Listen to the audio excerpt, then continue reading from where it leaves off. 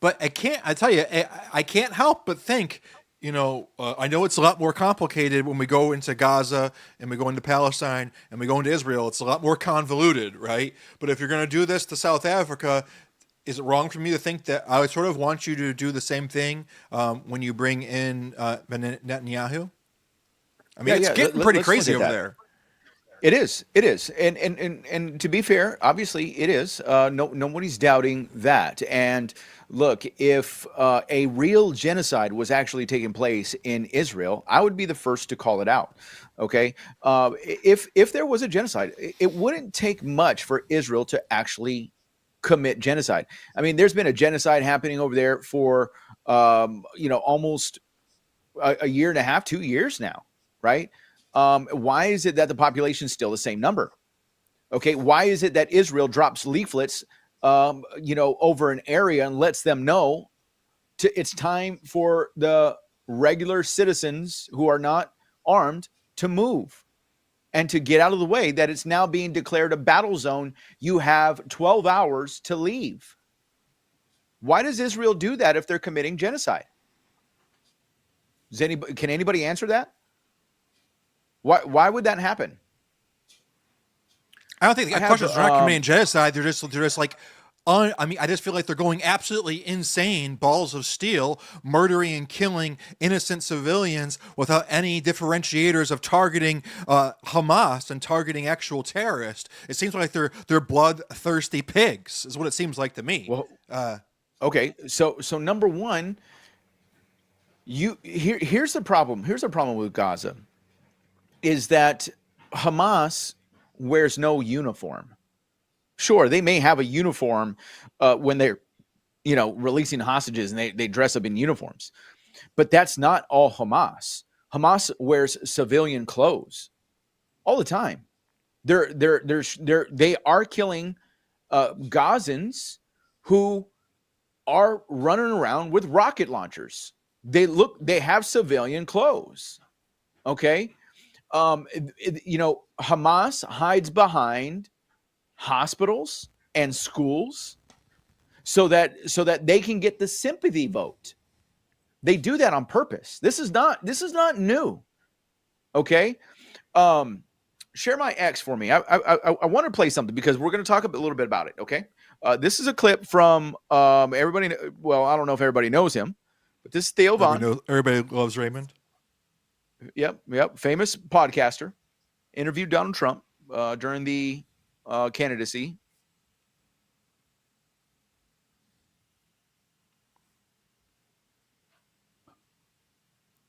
Bro, you're live. Hello?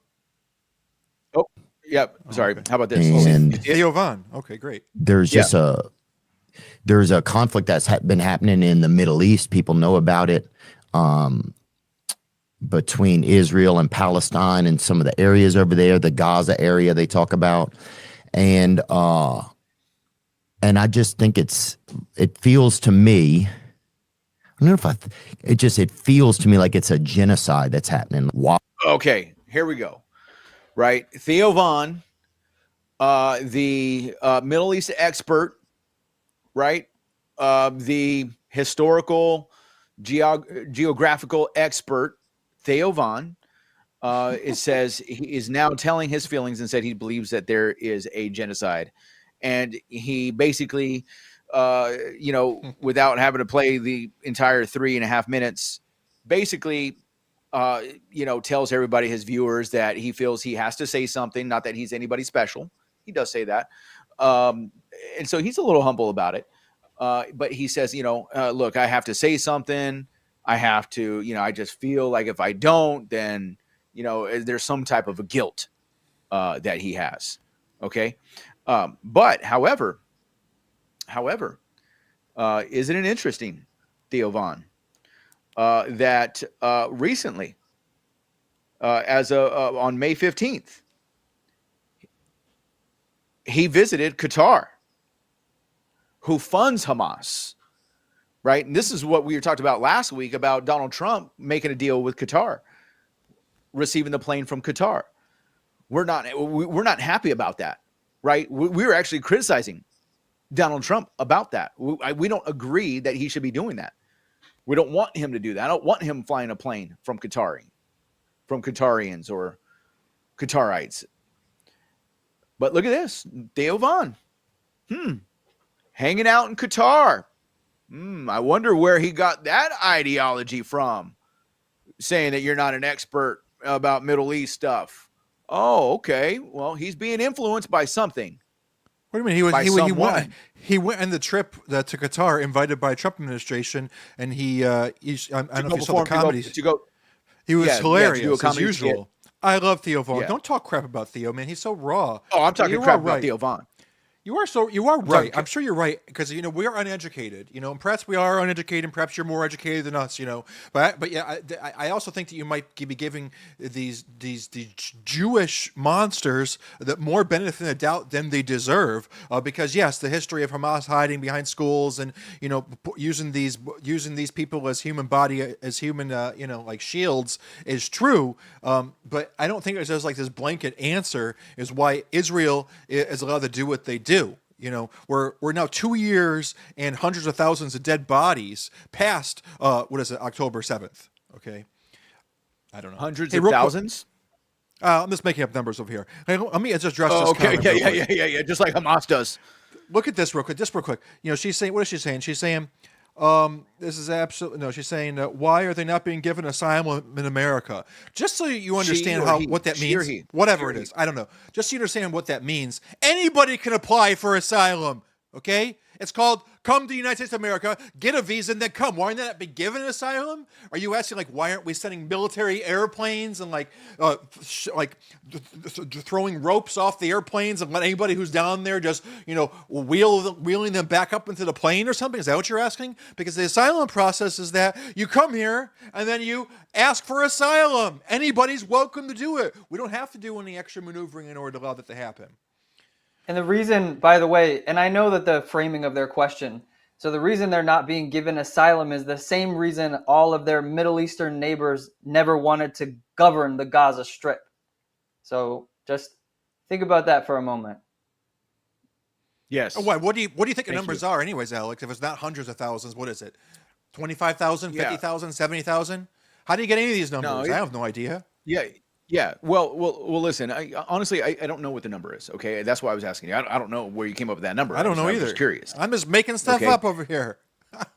Okay. I don't know. Okay. I'm not even that upset with Israel. I don't know. I don't know who's right. I don't know who's real. I don't know if that South African guy is real or not. I don't even know who the good guys and bad guys are because you got to be researching stuff 24 hours a day, and then you got to look at two sides of the story. I don't know what's going on. I don't know what's up or down. Yes. So I mean, the war. The reason. I was just gonna say, it would have been over if they weren't, because you acknowledge they were hiding behind people. That's the point. If this whole 2 years, all the casualties, this would have been over if they would have just faced Israel like men and duked it out, done their battle. This would have been over. They would have wiped them out so hard, so fast. But they're not. They're purposely hiding, and it really is it's complete manipulation to hide behind people so that when you do inevitably kill people, you're getting people upset. And by the way, I've seen how they could wipe out all of Gaza if they wanted to right now, but obviously they're being incredibly methodical. I don't know how methodical. I'm not there. I don't see every single time that they make a decision to go on a mission. But if they wanted to, they could destroy the whole place right now. So they have to. They're trying to be strategic and not lose people unnecessarily. And like Alex said, they put guns in kids' hands. They dress. I mean, they literally do hide behind people, civilian people, and the people are pretty sympathetic to Hamas too. I've seen the videos where they go into there's people that sneak into these towns and they ask the public, and they're like, hey, what do you feel about the group? And overwhelmingly they support, they like. We saw that Palestinian people came on October 7th. They came on the trucks to watch. So, I mean, this Yeah. is a group, unfortunately, that is very supportive of all this. Yeah. So yeah, exactly. Here's what I would say is that the reason why we don't receive Hamas or Palestinians is because number one, when Hamas was voted for, the only election that ever took place in the so-called Palestine. It's not Palestine. It's not a country, Palestine. By the way, there's not a Palestinian country. Number one. That's number one. But the only vote that ever took place, 75% of the people voted for Hamas. That's 3/4 of the population voted for Hamas to take control, to be in charge of what is called Palestine. Okay. You have seven, and within the charter of Hamas, in what we would refer to as their constitution, okay, in their constitution, it calls for the genocide of Jews, to destroy all Jews. That's what it calls for. So 75% of the people voted for that. That's the ideology behind how many Now, million? let's accept that. Let's Let's accept just- that. Let's accept that, Pat. But when you talk, and I don't know how to, because I don't know who. Again, I don't know what's up or down. I don't know who's really good or bad. I really haven't picked a side because everything is so difficult. I'm really against the Jewish people a lot over there in Israel because I don't feel like they deserve the benefit of doubt. If you have a conversation with any of the Jews over there, okay, I don't know if it's because of who started what first, all right, but they talk equally vile, venomous about the Palestinian people. Neither the Palestinians don't see Jews as real human beings, and the Jews over there don't see the Palestinians as real human beings. They talk about each other like they're dogs, like they're not flesh and blood, and that's on both sides. I don't know what's written, but I know what the Torah says, and that's not what they're supposed to be acting, and they act just like that, just like they say Jesus Christ, is supposed to be boiling in feces. So they're not like our friends, okay? They're a cultured people that's caught in their own cult and their own mindset. And what I'm personally okay with is sort of like in my imagination of Matt LePasic land, I'm okay with strategic strikes using your multi-trillion-dollar million Mossad defense system to go in there and do strategic strikes, take people out, blow their heads off, cut their throats, the people who are in charge of Hamas, right? And I don't know why you would have to be making mistakes at this day and age with drones and warfare the way that we have it. And it's not beyond me that they would enjoy doing it because I believe they are demonic people. Just like I believe that the Islam and the Palestinians are demonic people. I'm just not, me personally, they don't getting out from me. I believe they're controlled by Satan, and I believe they're just as equally demonic as the Palestinians are in Hamas. Okay. So article of their charter, the Hamas charter, okay, in Article 15, it says, the day that enemies usurp part of Muslim land, jihad becomes the individual duty of every Muslim in the face of the Jews. Usurpation of Palestine. It is compulsory that the banner of jihad be raised. It also says, it quotes Article 7, quotes the Hadith saying of the Prophet Muhammad that states, the day of judgment will not come about until Muslims fight the Jews, i.e., killing the Jews. When the Jew will hide behind stones and trees, the stones and trees will say, "Oh, Muhammad, oh, Abdullah, there is a Jew behind me. Come and kill him." That is in their constitution, what we would call their constitution. That's in the Palestinian constitution. And we're supposed to take them as refugees. When Egypt, their bordering country, won't even take them as refugees. I mean, you want to talk about a wall Donald Trump needs to take notes of the Egyptian wall that Egypt put up on Gaza. Take a look. Just do yourself a Google search and look at the wall that Egypt built to keep Gazans from coming into Egypt. And tell me, why don't they take them as refugees? Hello. Why not?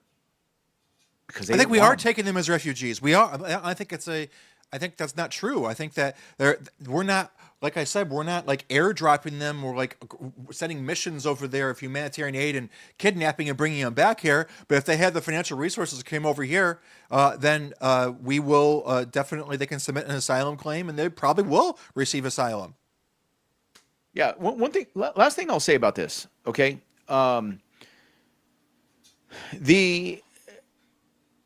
the food situation, I think, does need to change. I'm not, humanitarian aid does need to change. But here's I think the problem, and I've been following this from obviously secular sources. You hear about it all the time, you see it, but I've also listened to Jewish born again Jews, Christian, okay, for lack of better terms, so the layman can understand, who have said that humanitarian aid is going in. But the problem is this: Hamas hijacks it. They steal it. They hijack the food and the water. And ask yourself, why do they do that? And I'm going to tell you why they do that. They use it as a recruiting tool. They use it to recruit Hamas members so they can continue building their military after Israel kills more Hamas. And so, yes, is it sad that Palestinians, Gazans, are in this cycle? Yeah, absolutely. They're trapped. Do a lot of them probably wish that they can go to another place and live? Yes, a lot of them do. And that's why Trump is saying, hey, and that's why he's already made an agreement with Libya. Libya is going to be taking 1 million Gazans. And, so I don't know how that's going to happen. I don't claim to know the steps that's going to take place. But Gazans, it's not a good place to live in Gaza. I'm not saying it's a good place. I'm not saying that they should just be happy with what they have. That's not what I'm saying at all. We don't want them starving. We don't want them in bondage to Islam, number one. We want them to believe in Jesus. We want them to get saved, born again, filled with the Holy Spirit. That's what we want. That's what we pray for. Okay. Likewise, that's what we want for every Jew. Just like we would want that for every atheist, every Hindu, every Buddhist. We would want them to believe in Jesus because that is the only way of salvation. First and foremost. And that is the only true For way sure. that there's going to be peace. It's the that only happens. solution. 100%. And It's it's not only just solution. rhetoric. Yeah. It's actually the only thing I can talk about with confidence. Like, I don't know anything else. I have no other solution for you people. I don't even know who the good guys, bad guys are. So I agree, and that's all we can promote. But if I did have to pick who I dislike the most, it would be Islam, number one. Then it would be Jewish people, number two. Okay. Yeah. And so just we finally, wrestle not against flesh and blood. Yeah, and Path Less Traveled, thank you for your comments. Okay, thank you for sticking around. Okay, nothing personal. You can call us Trump worshipers all you want to. Okay, but I know who I worship, and it's not Trump. But nonetheless, you said if Egypt is not taking them, why don't you demonstrate kindness and take them? Okay, why don't we open up your house first? I don't want any more. I can't. I'm already having a hard enough time taking care of the people I take care of. And No. literally, I'm looking for a break. Less traveled. We're asking know. the path less traveled. Why don't you open up your house and let 5-6 people from Gaza crash at your place? Okay. When you're ready for that, we'll talk. Okay. Now, moving on. Okay. Moving on from that. Okay. Unless you guys want to, anybody, Jonathan, you want to do an interlude? Anything else about that? You want? Yeah. Go ahead, Jonathan. And then after that, let's just do a musical interlude, just to make us calm down a little bit.